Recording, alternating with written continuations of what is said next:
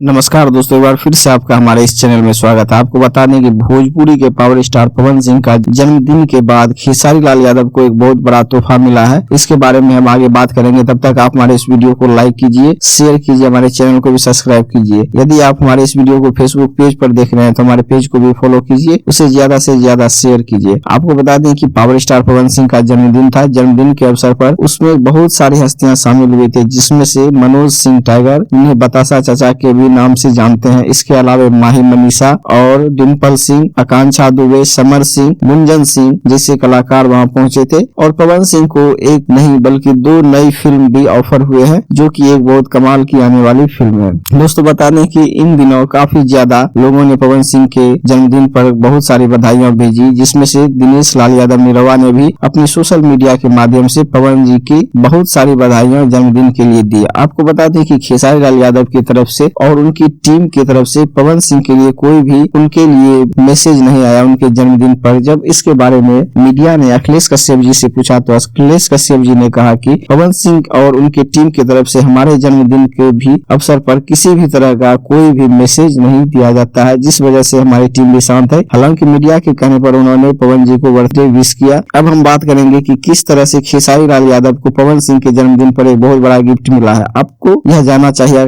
कि खेसारी लाल यादव किसी कंपनी के अंदर बंधे हुए थे, जिस वजह से उनके गाने बहुत ज्यादा कम आ रहे थे। आप सभी जानते हैं कि ग्लोबल म्यूजिक एक्शंस के कारण खेसारी लाल यादव के बहुत सारे गाने प्राइवेट हुए थे, बहुत सारे गाने बंद हुए थे और बहुत सारे चीजों पर अंकुश लगा दिया गया था। लेकिन अभी जैसा आप देख रहे हैं कि ब्लू बीट स्टूडियो, जो कि विवेक सिंह जी का ऑफिशियल चैनल है, उसके बाद अन्नपूर्णा फिल्म्स, जो कि अखिलेश कश्यप जी का ऑफिशियल चैनल है, इन दोनों पर गाने आपस आ रहे। इससे यह पता चलता है कि खेसारी लाल यादव का एग्रीमेंट खत्म हो चुका है और वह एक नए तरीके से 2023 में वापसी करेंगे और भोजपुरी के लिए कुछ नया करेंगे। इसके साथ ही खेसारी लाल यादव का एक एबीपी न्यूज पर एक पूरा उनका जो है ना जीवनी आया है, उसको भी आप देख सकते हैं कि किस तरह से खेसारी लाल यादव ने अपने स्ट्रगल के बारे में बताया है। और इस समय भोजपुरी के लिए बहुत बड़ी बात है, क्योंकि शुरुआती में खेसारी लाल यादव के गाने जो कि नए साल के गाने थे वो भी ट्रेंडिंग में रहे थे, और अभी पावर स्टार पवन सिंह का गाना जो कि उनके जन्मदिन पर गाना